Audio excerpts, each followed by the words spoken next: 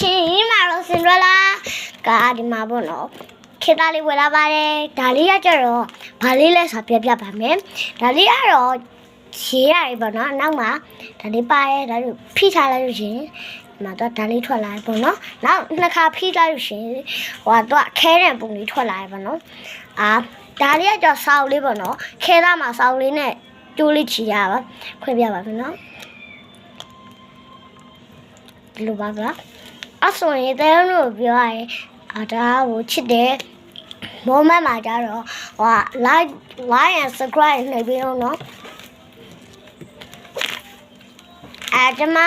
ကဘယ်မှာဝယ်လဲဆိုပြပြပါမယ်ကျမတို့လည်းသူ့နန္ဒာလေးလည်းတဲ့ဘေးမှာဟိုဘက်ရှိသွားကြည့်ပေါ့နော်ဟိုဘက်ရှိမှာသူ့နန္ဒာငါလဲဆိုပြီးပြောတာ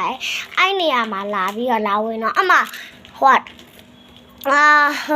မင်းစားတဲ့ဆိုင်ရှိရယ်ဟင်းလာရောသမင်းလာရောလူကြီးအများကြီးပဲပေါ့နော်နောက်ပြီးဘေးနားမှာလည်း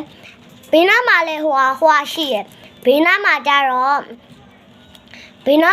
အချုပ်ဆိုင်လေးရှိရပေါ့နော်လူတွေများလာချုပ်နေကြနောက်ပြီးအိုင်နားမှာမုတ်ဆိုင်ရှိရတဲ့လားအဲ့မုတ်ဆိုင်ထဲမှာတောဝင်ကြီးအနောက်ထဲကိုဝင်ကြည့်ပြီးတော့တောဝယ်လို့ရပါတယ်နော်မဖွင့်ပြပါမယ်ဒါလေးနော်ဒီလိုလေးကြိုက်ရဆိုရင် like and subscribe နေပြီးတော့ကျမဝယ်ခဲ့တဲ့နေရာလေးပြောပြထားရင်တော့ like ကို1 million 10 million လောက် subscribe လုပ်ခဲ့တော့မလုပ်ရင်အဲ့နာမပြောပြအောင်နော် bye bye